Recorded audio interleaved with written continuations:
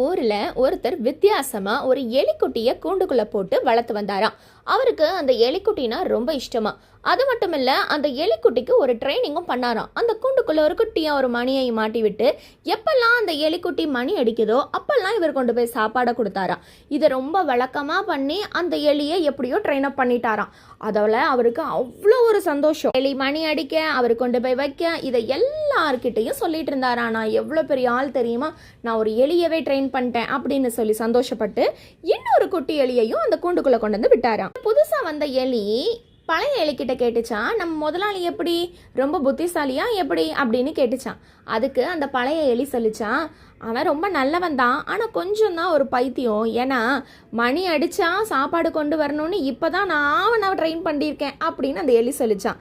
நம்மள எல்லாருமே அப்படிதான். நம்ம எல்லாத்தையும் பெருசாக சாதிச்சிட்டோன்னு கர்வம் படைகிறோம். நம்ம எப்போவுமே கர்வத்தை குறைச்சோன்னா